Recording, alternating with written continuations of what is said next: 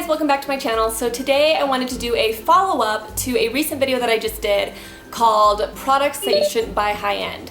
And a lot of people liked that video. I got a lot of views on it and a lot of good feedback on it. And a lot of people said, can you make a follow-up video of products that you should buy high-end? And at first I was like, I don't know if I could find enough products for that video. I really didn't think I was going to make a follow-up video. But after thinking about it for a while, I actually thought about it and I found about 5 products that I would recommend that you buy high-end. Either stick to high-end, don't buy at drugstore, or that you should experiment with the high-end versions, because I feel like it's definitely worth your money, if that makes sense, to kind of go high-end. Just know that this is totally an opinion-based video, and the reason why I like doing these types of videos and why I did the last video is because I want to open up a discussion. I want you guys to comment below what you think. What do you think that you should only buy high-end? Is there any products that you refuse to buy from the drugstore? I think a lot of people are going to agree with me and some people aren't going to agree with me, but I can't wait to read your guys' comments. And yeah, so definitely put your feedback below. The first product that I think you should buy high-end, actually let me open up my notes right here because I can't remember off the top of my head. There it is. So this first one is something that I think that you should stick to high-end. You can buy it low-end if you want, but I definitely think that the high-end version is better. So it is a lash curler, and I am obsessed with high-end lash curlers, and I think there's a huge difference between high-end and drugstore lash curlers. I've bought many lash curlers in my day from Shu Uemura, Lancome, Maybelline, e.l.f. I've bought tons of eyelash curlers because I need eyelash curlers, and my high-end ones are always better. I always get a better curl.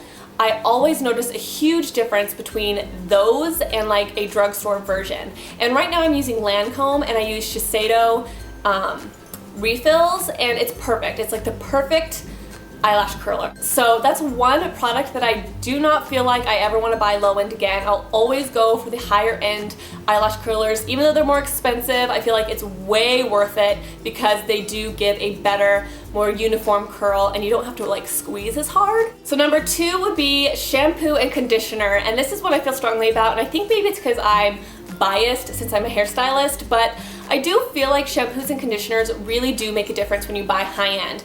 And I have 3 favorite shampoo and conditioners. Enjoy Luxury Shampoo and Conditioner, which is high-end. Redken Extreme, which is high-end. Redken Color Extend, which is high-end. And I also love Moroccan Oil, which is also high-end. And it's really ironic that all of my favorites are high-end when I tend to be a drugstore girl, you know what I mean? And I really do feel like my hair is healthier, it's not as dry. There's a lot of times better ingredients in high-end shampoo and conditioners, and I just notice a difference. No, you're not getting as many sulfates. You really have to look at that because there's a lot of shampoos out in the drugstore that have a lot of sulfates in them, which dry out your hair a ton. So I just feel like you're getting better product when you do buy high-end. However, not all shampoo conditioners high-end are created equal, because I know I've tried a lot of high-end shampoo conditioners that I don't like. So you do have to try them out and stuff. But okay, so the next product would be anti-aging creams or wrinkle creams.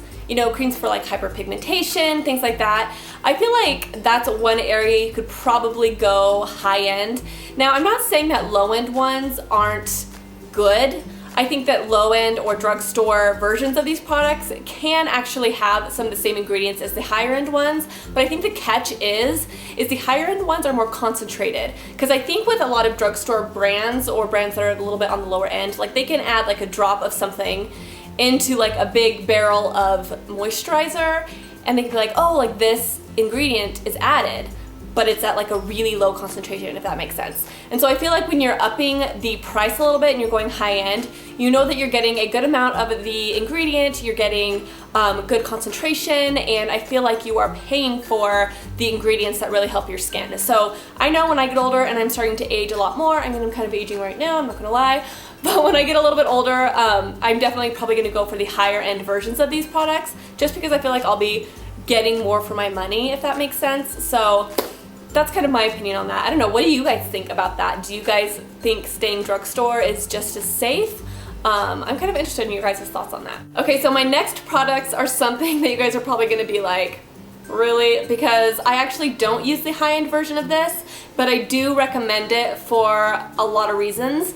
and that is foundation. And the reason why I don't use high-end foundation is because I know my skin so well. When I first started with makeup, I did start out with higher end foundations. I used Bare Minerals. I think I used MAC for a while. So I did start out with a higher end foundation until I really kind of understood my skin, the color of it, the sensitivity, my acne, how acne prone I was. But now that I'm really comfortable with my skin, I know what my skin can handle. I know, like I can just go to the drugstore and I can pick out pretty much any foundation. I know my skin color really well. So yeah, I can easily just go to a drugstore. I know it doesn't irritate my skin. I know my shade, and drugstore foundations really, really work great for me. But the reason why I recommend this for especially beginners or somebody with like a really unique skin tone is because A, the range of colors is broader. So if you have like a really light, pale skin tone, which I know a lot of people do, I have seen a lot of people actually not able to find a drugstore foundation that works with their pale skin tone because it's either too warm or too cool. Or if you're like really dark skinned, there's a lot more of a selection in the dark skin range. So you can find color matches a lot easier. And plus you can test them out, which is huge. You know, you can test out a bunch of colors. You can also get samples so you can take them home. You can get really, really natural products if you don't know if your skin is sensitive or acne prone. It's just a lot easier to really understand your skin when you go high end.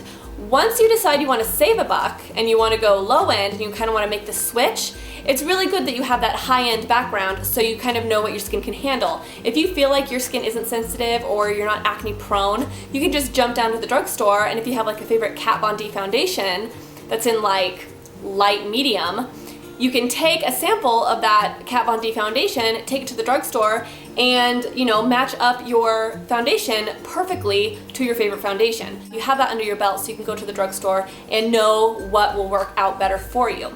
So that's definitely why I feel like high-end can be better with foundations, and I say definitely try it out, especially if you're new to makeup in general. I do think it's better. So next is something that I don't think you necessarily have to use high-end, but I do recommend using this version on occasion because it is a really good thing to kind of play with from the high-end department stores, and that's eyeshadow. And I was actually just thinking earlier today that if I could pick anything out of my makeup collection that I use high-end the most often, it would be eyeshadows. Like I probably use high-end eyeshadows probably like 90% of the time. So if you buy like a nice eyeshadow palette that's neutral, you're gonna be using that all the time to do smoky eyes, natural eyes, dramatic eyes, whatever you want to do, you're going to be using it all the time. It's going to be a good bang for your buck.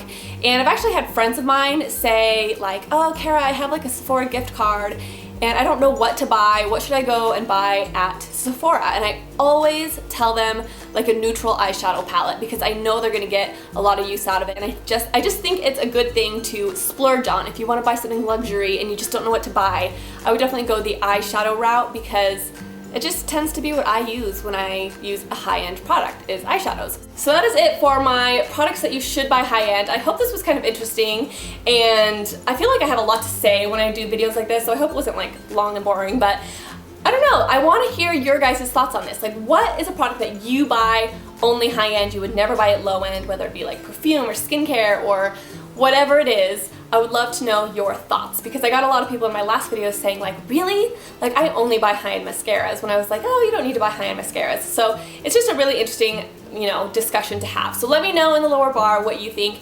Also, don't forget to subscribe and comment below and thumbs up and follow me on Twitter, Facebook, and Instagram. I hope you have a fabulous day. Bye.